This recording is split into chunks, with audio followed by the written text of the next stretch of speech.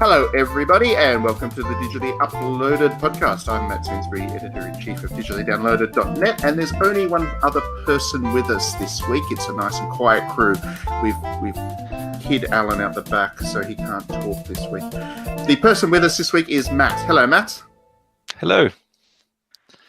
How are you Matt's doing? Just a bit confusing. I'm good. Yeah, it's the two Matts. It's the Matathon. Matathon? That's a pretty good name for it, I think. That's the name of the podcast this week, the Matathon. Sounds good. It's the best name. What have you been playing this week, Matt? I've been playing. Mostly been playing Nelk and the Legendary Alchemists and MLB The Show 19. Basically the same game. Yeah, exactly. They're exactly the same game. No, that's good. That's good. We'll talk about the sports games. We're actually going to do a segment of that this week in the podcast. But Nelk, do you like Nelk? Because that's a pretty different Atelier game, that is. I do. I like it more than I thought I would. Yeah, that's me as well. Yeah. Yeah, from a lot of like the trailers and preview stuff, I was a little bit suspicious of how it was all going to fit together and work. And it kind of was looking a bit like a. The impression I got from trailers and stuff was it looked a bit like a cheaply made sort of mobile city builder kind of thing, which is really just not what it is at all. Yeah, that was what I was kind of worried about. Even the first couple of hours of play, when the dungeon exploration thing was just kind of on auto run and all that kind of stuff, and I was like, this seems like it was originally going to be a mobile game, and they decided to turn it into a console thing. But as you get more into it, it's certainly. It expands, let's put it that way, and it's good. I enjoyed it a lot, and a good chance to pull all my favorite characters back together again. So it was good to see Maruru there. She showed up. She put in a good job. Yeah, she's the best by far. Anyway, what about news? What's been the kind of pick of the news for you this week, Matt? I think news. For me, was seeing the trailer for Nakoruru in Samurai Showdown 2019. So she had been announced before as being in the game, as well as a lot of other characters, but this is the first of, presumably there'll be more trailers focusing on one specific character and showing off what kind of things they can do.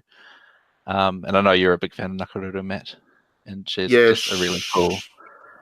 She's pretty much the only reason to play that game, let's face it. Yeah, and putting out the controversial opinions. I don't know. The trailer makes a good case for that.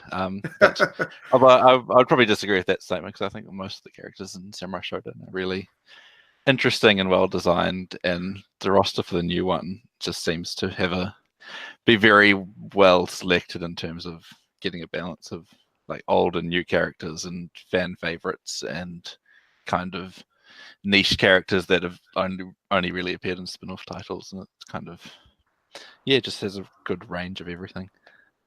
So I'm excited about that. I know you're a huge fan of Samurai Showdown. I must admit, I've never really got into that series. I don't know why. It's not for any reason. It's not like I've disliked the ones I have played, but I've never really had a chance to get stuck into it. So I'm kind of looking forward to this one. It seems to me to be possibly the highest profile Samurai Showdown that it seems like SNK is really trying to push this one into a larger space in the fighting game scene, I guess, if that makes sense. Yeah, I think that's definitely true. And I mean, it's not even out yet, but it's going to be one of the main games at EVO this year. Yeah, exactly. And it looks like the production values are going to be pulled up to the point where they're pretty much equivalent to King of Fighters. It actually looks very similar to the last King of Fighters, which is not a bad thing by any means. Yeah. With a bit of blood. Quite a bit of blood, actually. Yes. Yeah. Yes. Yeah. I forgot that game actually does have the stabby action going. When I started watching the trailer thinking, oh yeah, this is all nice and stuff, but then there's blood going everywhere, and I was like, oh yeah, that's right. This game is it's not quite Mortal Kombat, but it's certainly not sanitized. No. My pick of the news this week is actually a tactics RPG series that I really like. Has a action spin-off which has finally been announced for the West. So I'm a huge fan of Utawara Ramono, and I've actually finally learned how to pronounce that after playing those games for so much, because that is a very long title. But yeah, I was a huge fan of those. They're kind of visual novels crossed with Fire Emblem style tactics RPGs, and there was one that was announced. I don't know if it's been released in Japan yet, but there is a kind of action spin-off called Utawara Ramono Zan, and it was kind of Dynasty Warrior style mixed with RPG leveling up and all that kind of stuff. So it looked really good, and I don't know if I was expecting it to come out West. I probably wasn't, but it has been announced that it is, and that's a good thing for me. I don't know. Have you played those ones at all, Matt? I haven't. Ooh, I want to. I've been meaning to, but I need to just find time and money for them, which is tricky.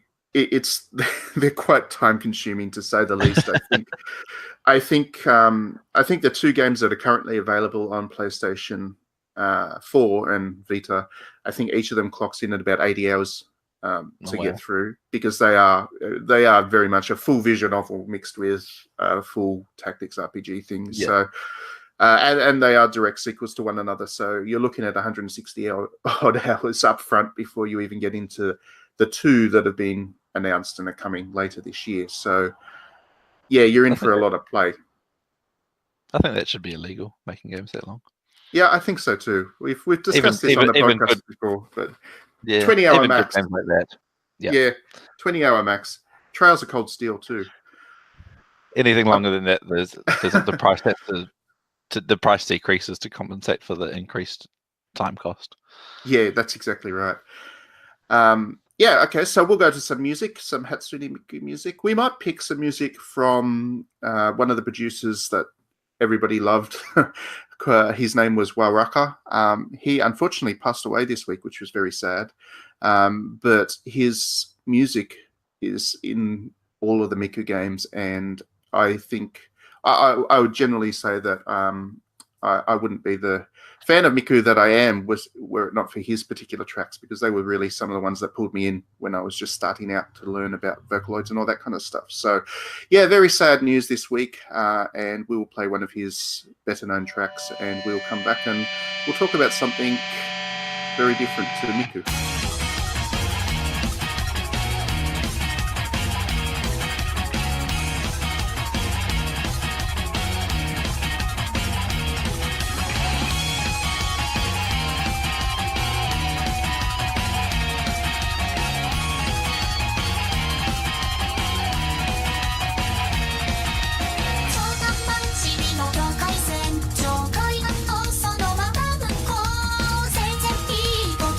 し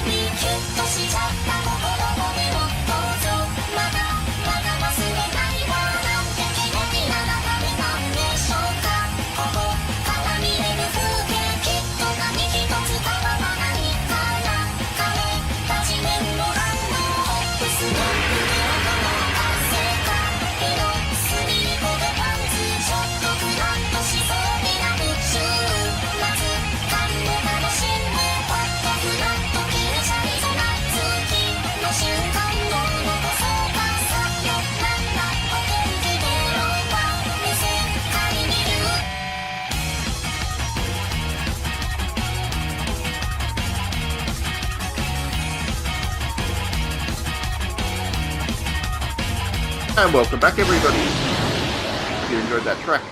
So for the first section of the podcast this week, we are going to talk about sports games, which is something we don't often talk about on the digitally uploaded podcast, but actually you might not guess it from the way that we talk about RPGs and fan servicey stuff like crazy. We are actually fans of sports games as well.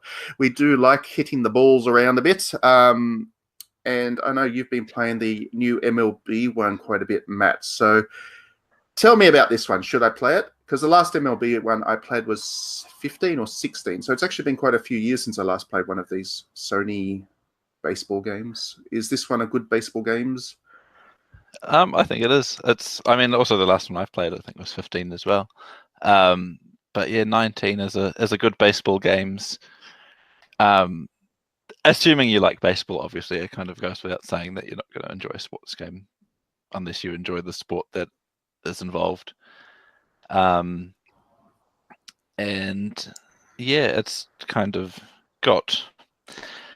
It's a lot of, to a large extent, it's similar to previous ones. It has all the same kind of. There's the online collect cards kind of mode for people to sink all their money into, which I tend to stay away from. But one of the new things in this year that I really like is a new mode called March to October, and so it's basically like it's a sort of abridged season mode. So instead of going in and having to play a full 162 game season, which takes a long time, it kind of just it skips between key moments, or what it describes as key moments, and then so that's things like winning your opening game, or sweeping a rival in a series, that kind of thing.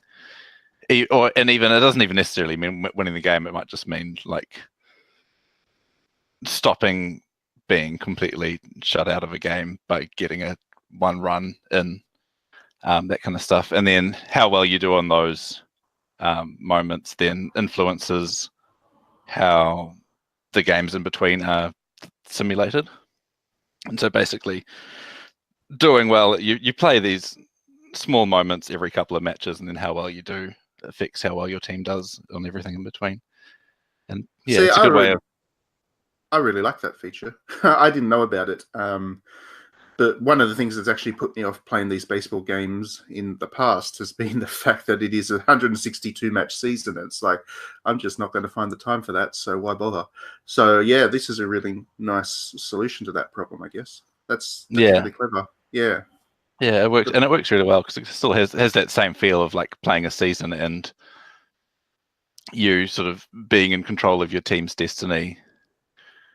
But even in the games that you're not actually playing, your actions still affect how that all goes down. And focusing on the most exciting bits, so you're not just. I mean, if you play a normal season, a lot of that time is spent probably just. If you're me, a lot of that time is spent striking out, but which is not as much fun as the other parts of the game. But is it mechanically a difficult game to get into? Because I can't remember. I mean, I know these are serious simulations as opposed to certain other baseball titles, but I mean, is it difficult? Not hugely. It depends on, I guess, how familiar you are with baseball and with the kind of the strategies involved in baseball. And wait, there are strategies in baseball? I thought it was just swing. There are, and strategies, and particularly around pitching and sort of how you're pitching. Oh, you mean like when they deliberately hit the guy? Well, that too, but also just what type of pitch you throw, and are you going to throw a fastball or a curveball, and where in the strike zone are you aiming for, and do you deliberately throw a ball just outside the strike zone to try and get someone to swing at a ball that he can't hit because you've seen that he's quite trigger happy with swinging, all that kind of stuff. And so it's not great at introducing that kind of stuff. So if you're not don't know at least a little bit about how baseball works, you're probably just going to be swinging and either hitting the ball or not, based on a flip of the coin. But in terms of the actual, like the controls and how all that works, it's all very introduces itself well, and there's a few different control schemes for each part of the game, depending on just your personal preference. And because I guess that's one of the nice things about baseball compared to some of the other American sports. Well, compared to the other three big ones being basketball, ice hockey, and gridiron. Baseball's a relatively simple sport mechanically. I mean, it is a relatively simple sport. It's just throw the ball, and then swing at it, and that reduces down to buttons on the controller quite easily compared to the ridiculousness that is those other sports where you have now 3 million different button prompts that you need to remember, and it's like it's more complex than a fighting game. So why bother with NHL? But baseball's a little bit cleaner that way, which makes for a better video game. I want to say I prefer my sports games to be relatively simple. And sorry, go ahead. Continue. No, go ahead. I was going to say I'm the same, and that's one of the things I really like about it. But then at the same time, for people who want something really hardcore, like the depth of the management simulation, like in franchise mode, is ridiculous. And I guess that's where I like to have the depth as well. I mean, I'm one of those people that actually plays the Football Manager games, which have no on-field action. Sorry, what's that? I said Spreadsheet Simulator. Yeah, Spreadsheet Simulator. I do love my Spreadsheet Simulator, actually. Yeah. I've drowned like 100 hours into both of the two that have been released on the Switch so far, because they're great. I do like that strategy side of things. And, baseball lends itself quite well to that as well, because you need to have a large stable of players, and you need to manage fatigue much better than in some other sports, because they do have that 162 game season. So that's the kind of stuff. It's great. The one thing I don't like about the Sony Baseballs game is that it's just purely based on America, the American League. And I do like my sports games to have the international component. And I'm just crying out for somebody to pick up a World Cup, or to do a World Cup edition of baseball or something, which is about the national teams and whatever. That would be nice. Probably won't happen, unfortunately. But that segues into the other baseball game that I'm looking forward to is Konami, because everybody forgets that Konami has a baseball series because they only release it in Japan, but they actually do a baseball series for the Japanese Baseball League. And as a big fan of the Tokyo Giants, I'm actually going to import that one. I think it looks really good this year. It's the first one for a couple of years, isn't it? I think it is actually the first realistic one. They've put out the bobblehead ones constantly. Oh, yeah. But this is the first kind of one with photorealistic players and all that kind of stuff, and it actually really does look good. I'm surprised. Yeah, a quick Google tells me that the last Pro Yaku Spirits was 2015. Oh, there you go. So it has been quite a few years now. But that's. I mean, I haven't actually played one of those games, so I came to Japanese baseball only over the last couple of years, really, when I started going to some matches when I'm in Japan. So I've become a fan of the league since. So, this will be my first one of those, which would be good. I'm looking forward to that. Yeah, I'm looking forward to it as well. I might import it as well. I never really paid too much attention to Japanese baseball until recently, but I've been enjoying it. Watching a few games every now and then, and they tend to be, at least for someone in New Zealand, the baseball games tend to be on a much more reasonable time of day than the American games, which are on at like 3 a.m. usually. How do you watch them on YouTube? I'm not allowed to say on podcast. Oh, you found a way. Okay, well, you can sneak me a note offline, and I will steals the contents too. Because it is hard to actually follow the sport. That's the thing. they don't broadcast outside of Japan. I have the same problem. I'm also a big fan of the J League, the football competition they have, because my local team in Japan is Kawasaki Frontale, and they happen to be one of the strongest teams in the league. So I get to cheer for the not underdog for a change. But yeah, it's pretty hard to follow them from here in Aussie land. I don't think I'd call Tokyo Giants underdogs. No. I'm sorry. I mean, most of the other sports, when I pick a team, I always end up picking the weakest team, and then going for the underdog. Like, for example, I'm a big fan of cricket, as everybody knows, and my favorite cricket team is the Zimbabwean national team, and they didn't even qualify for the World Cup this year. That's how bad they are. So I'm just used to always going for the underdog. But with football, I lucked out, and my local team is actually one of the strongest. And same with baseball. Tokyo Giants are pretty good. Although the 2 times I've watched them, they've lost. So, like live, when I've actually been in the stadium, they've lost, and that's been pretty bad. I watched them lose to the Osakan team, the Hanshin Tigers, and that was great atmosphere in the stadium, but very sad walking out. Yeah, very, very sad. That's like that's one of the biggest rivalries in Japanese sport, those 2 teams. For listeners who don't know, who maybe don't follow Japanese baseball so closely, whenever those 2 play, it's a big turnout, and it's loud, very loud in the field. And I'm a Tigers fan, so.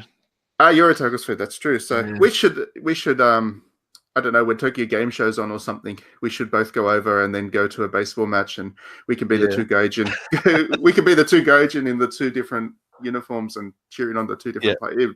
It'd be a great sight. We'd be on TV for that. On that note, we'll go to some music, I think. Well, sports games don't have very good musics usually. Well, they got licensed musics, so it's not very interesting. So we'll pick some musics from something else. What's something good? What's good music that I've been tuning into? You know what? I'm going to pick some music. I hope I can find it, if I can, from Sword and Fairy, which is a Chinese RPG game, which we're not going to talk about on the podcast.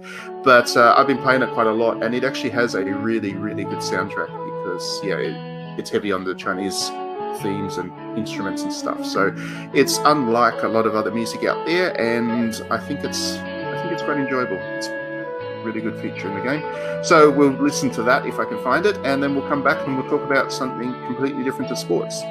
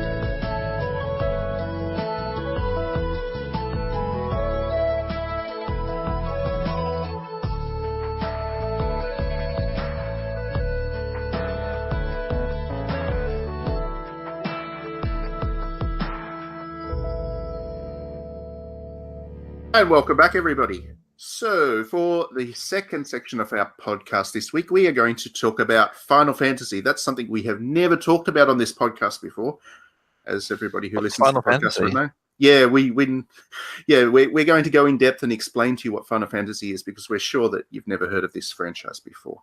But seriously, there is an awful lot of Final Fantasy coming out on the Switch in the coming weeks, because Final Fantasy X and X-2 happens this week. And then Final Fantasy XII comes about a week later, I believe, isn't it? Or is it the same week? I think it's a couple of weeks later. Okay. Maybe Anyway, 4 weeks. it's soon. And just recently, there was also Final Fantasy VII and IX re-released on the Switch. And both of those have kind of topped the sales chart. So obviously, people are still buying these games and still playing these games and still loving them. And we thought we'd talk about that because, yeah, we do like to talk about Final Fantasy. So, Matt, will you be picking up any of these reports, even though you've already played the games plenty of times before? Is there anything about the Switch version that would pull you in? Just being able to play it on Switch, really. That's a good thing. Yeah, it's I tend to prefer playing JRPGs on handhelds anyway, because you can just lie down and get comfortable, and they take a long time, so you may as well be comfortable while you're playing it.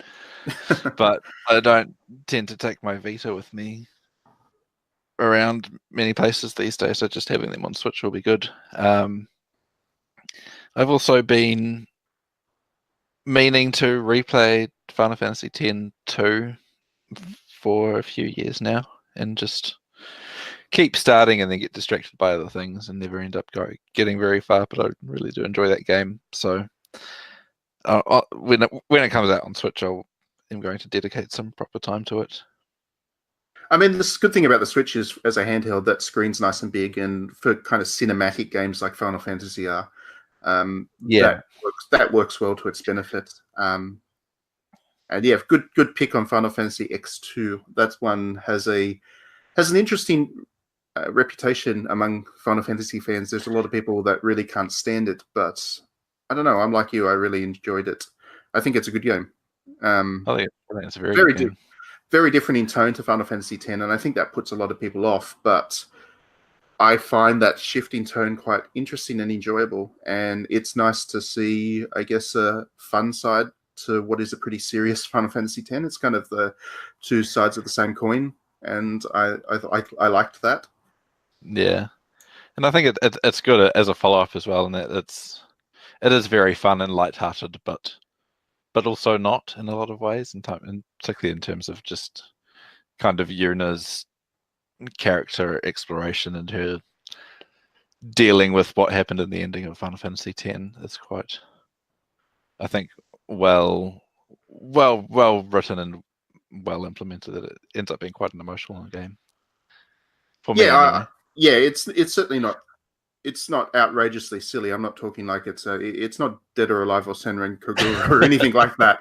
It certainly has its more serious moments, and the characters are more developed characters. But I don't know. I mean, for me, the thing that I always found most amusing or most enjoyable about Final Fantasy X2 was the costume system and how kind of fan servicey those costumes were. They were a lot of fun. They weren't, they weren't as over the top as fan service has got in the years since. But I think that game was certainly a pioneer in the whole fan service side of things as well, which sounds funny, I guess. But back with the PlayStation 2, that was really the first time that developers had the technology they could render human characters that looked human enough to make fan service a thing. So I think Final Fantasy X2 is kind of a pioneer in that way as well, which was neat, especially back then. I had a thing for Riku, and Riku's costumes are certainly interesting in Final Fantasy X2. They are. I think it also, I think, has one of the best battle systems in the series. It does, and it's kind of a battle system that directly led to Final Fantasy XIII's battle system, I feel. Yeah, I think you're right. Not Final Fantasy 13, sorry, more the later ones, especially Lightning Returns. I think without X2 we wouldn't have had Lightning Returns, that's for sure. The Final Fantasy 13-3. So yeah, the ability to switch between jobs in the middle of a battle was really neat. The fact that each character could make good use of each job as well was cool. You weren't forced into a particular role for any character. Yeah. Which is a nice change from Final Fantasy X again, because Final Fantasy X you really were kind of ramroded into certain roles for different characters. And while technically you could make Yuna a thief or something, she was definitely designed to be a white mage through the game. So most people just played it that way, whereas Final Fantasy X2 more encourages you to experiment, which is nice. And so you'll work through Final Fantasy X and then X2, and then you'll do that in 2 weeks, because these aren't long games, not at all. And then Final Fantasy XII will come out, and that one for me is the one that I'm really looking forward to on the Switch, because I am a massive fan of Final Fantasy XII. I think that is probably my favorite in the series, in fact, which is controversial to say, but I like it. I like it a lot. I really like the way that game handles kind of its political plot and threads, and it's a very kind of epic game because of the kind of tensions between nations, and it asks good questions about imperialism and that kind of stuff. So it's quite a dense game. I don't know, have you actually played it, Matt, at any stage? Yeah. I played it when it first came out, and didn't really like it, but I don't know, I would have been about 15 or 16 or something like that when it came out, which probably explained a lot of why I didn't really like it. But then I played that game when it came out on PlayStation 4, and that basically changed my view on it, because, as you said, it's a really good game, and just the way the story deals with everything that you've said, basically, with the conflict between the nations, and how the people on the ground are affected by that as well, I think is a big and important thing. And that's, I really like it. And again, the battle system is really very different to anything else that's come before or since, but I think it works really well and suits that game very well.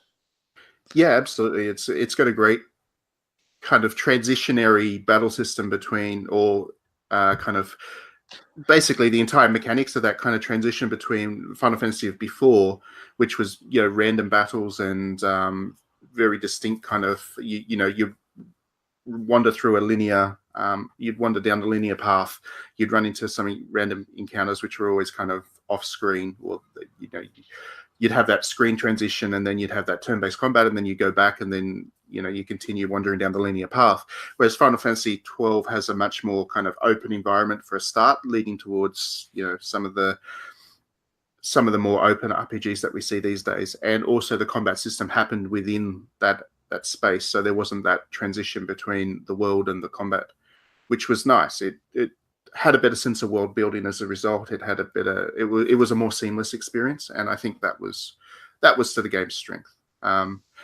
But yeah, again, for me, it was definitely the characters and the plot that really attracted me to Final Fantasy XII. I liked that it was one of the few Final Fantasies that actually asked the question whether what you're doing is righteous in the first place, whether what you're doing, whether you're kind of inadvertently playing as the bad guys by accident, or there is that kind of moral compromise about the characters and some of the stuff that they get up to, which is nice. I always like when RPGs are willing and able to explore, I guess, not just assume that you're a hero just because you're in control of the characters. That's not something that happens that often even today. So I like that as well.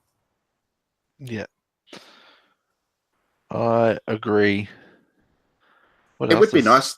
It would be nice to see in Final Fantasy XII too. It'd be nice to see Square Enix return to that one, because amongst other things, it's also the most distinct world, I think, in the Final Fantasy series, because it has that. It is a fantasy world, much like some of the earlier Final Fantasies, but it has that Middle Eastern theme to it as well, and that was nice. Like visually and aesthetically, it's very different to the other Final Fantasy games, and it had a stronger sense of it had its own personality because it was not just a generic fantasy world. It actually was built around a specific style. I quite like that as well.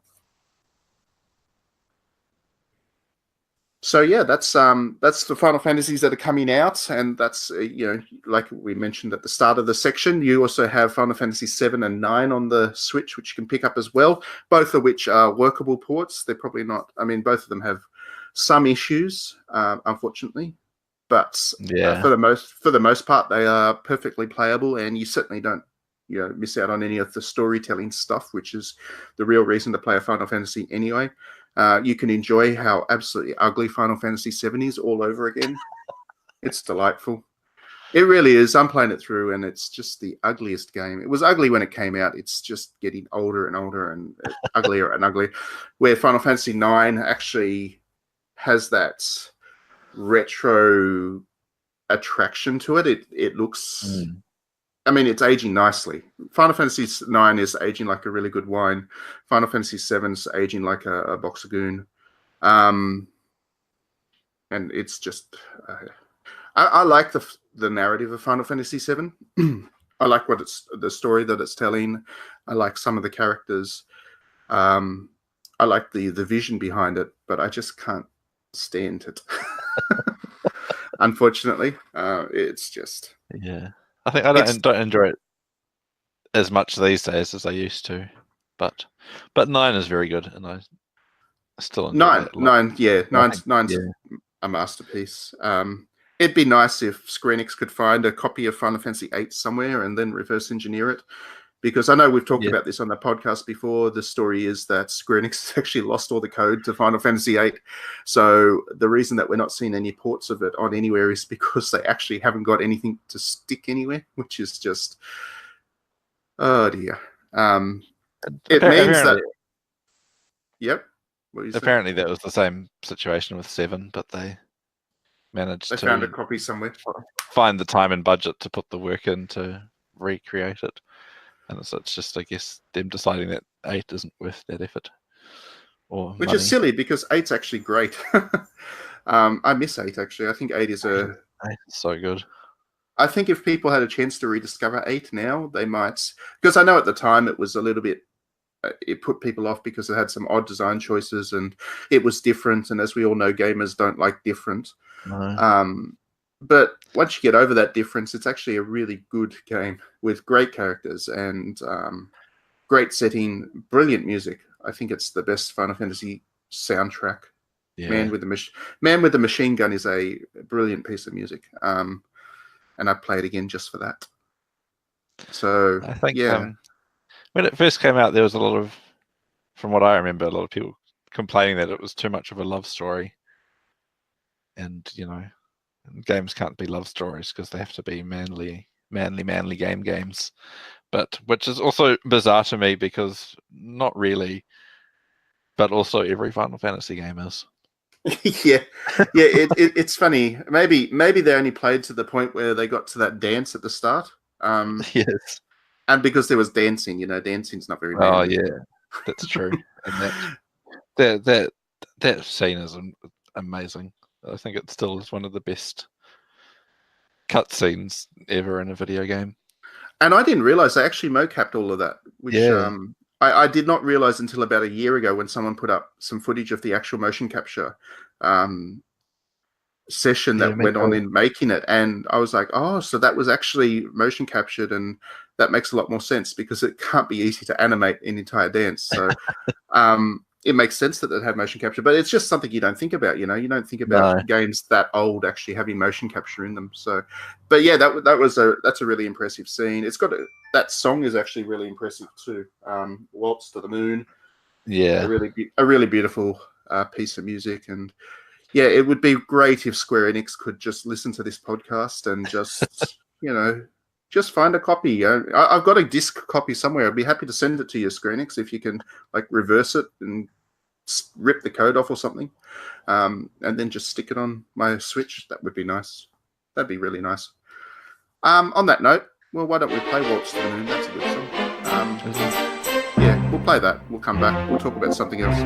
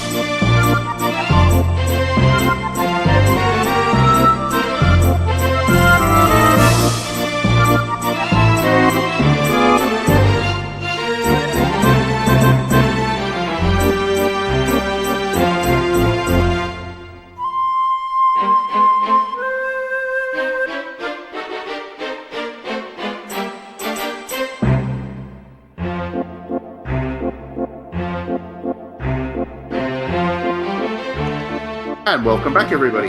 So for the last section of the podcast, we are going to talk about retro, because we do like our retro at digitallydownloaded.net, and Matt and I both spend a lot of time playing retro games, even with all the new things coming out, even with all the shinies. I think I can safely speak for Matt to say we would all much rather be playing classic Konami games than Days Gone. Ha! I got it in there. I managed to make fun of Days Gone in this podcast, so there we go. Embargo broken. Sony blacklisted me.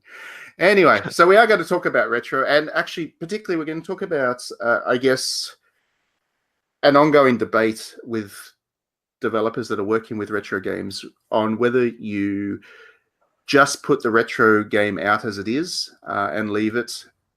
Warts and all, and issues that people have with it and all, or you take the opportunity to do something with it, whether it's to tweak things or completely remake them and just give people a kind of an entirely new look at it. And I guess what inspired this topic was I'm playing through Shadowgate on the Switch at the moment. Shadowgate was released this week, and for people who don't know, Shadowgate is a remake of funnily enough, Shadowgate, which was a game released way back on the NES, and I think it was the Apple, whatever it was at the time. It's a really old game, in other words, and it was one of the first kind of point and clicks, and it was really great. I loved playing it back in the day, but for this remake, they've gone and obviously redone all of the art and tried to modernize how it plays and all of that kind of stuff. And I think in the process, it's actually lost quite a bit of its soul, unfortunately. It doesn't feel like Shadowgate much anymore. Even when I switch on the features to use the original music and the original transitions from one screen to the next as you move around the place, it still doesn't feel like the Shadowgate that I remember, and that's disappointing to me. So I guess I'm not a huge fan of using these kinds of old games and doing a complete remake of them. I mean, the other great example is Final Fantasy VII, and the remake looking like it's absolutely going to ruin the legacy of Final Fantasy VII, unless they spend another 10 years in development of it. But I don't know. Are you a fan of complete remakes, Matt?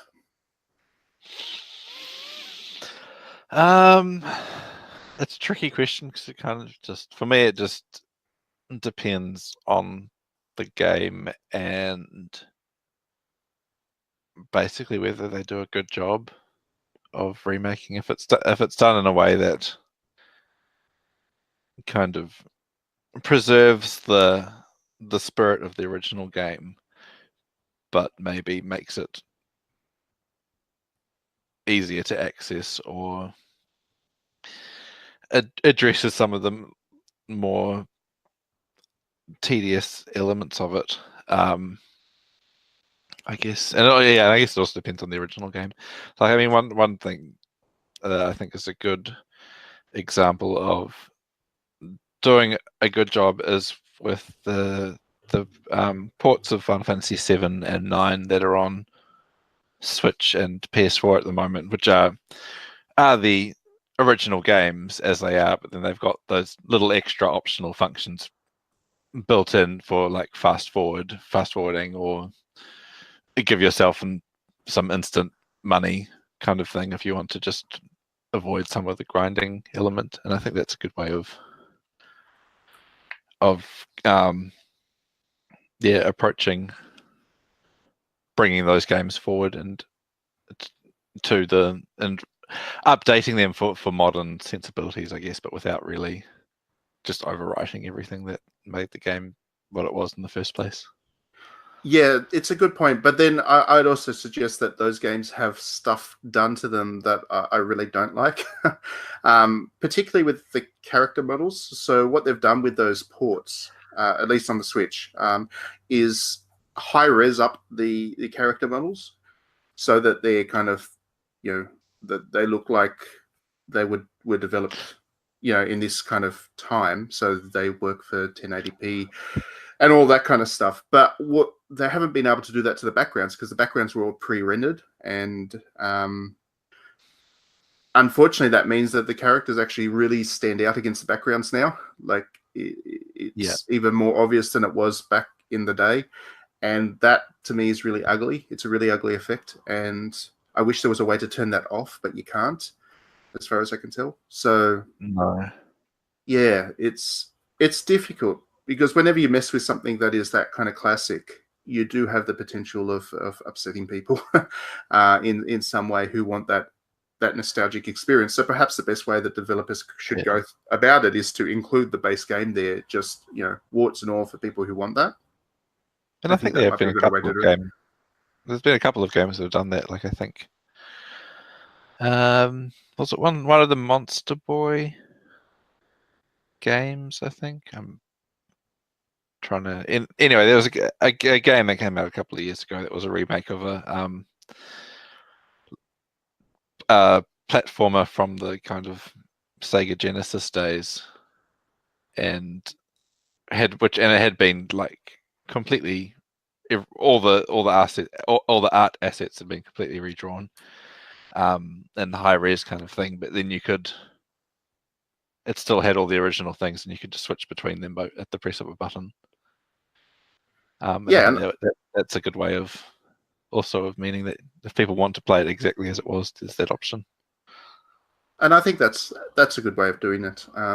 Unless you are going to go to all the effort that, for example, Capcom did with Resident Evil 2 to really rebuild it from scratch. But yeah, again, Final Fantasy VII doesn't look like it's going to be Resident Evil 2. It just doesn't look like it's going to be up to that same standard. And it looks like that project's in all kinds of trouble because I guess one of the challenges that developers have when they work on these kinds of games, especially stuff that is as well remembered and respected as Resident Evil 2 and Final Fantasy VII is you just can't, the pressure of not screwing it up must be intense for the team because you just know the scrutiny on it is going to be that much more than a new game even. Even if Final Fantasy 16 was to come out at the same day as Final Fantasy 7 Remake, all the attention is going to be on whether they did the original Final Fantasy 7 justice. Whereas Final Fantasy 16 kind of gets away with it a little bit because it's not a remake of anything, so they can do things and potentially try things and potentially do stuff that some people don't like because they've got that new title, creative freedom, I guess. Yeah, I guess, and I think that's probably one of the problems with the FF7 remake.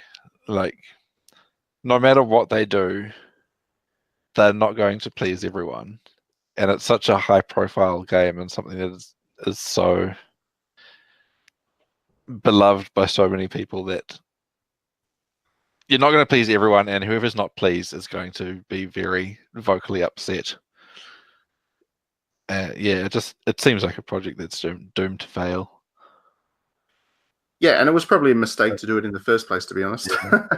But then, I mean, a couple of years ago, you probably would have said the same thing about Resident Evil 2, and everyone who loved the original seems to love the remake. So, yeah, absolutely. And whether that is just a kind of one-off or not, I don't know. It seems like Resident Evil 2 got away with stuff that a lot of game projects possibly wouldn't.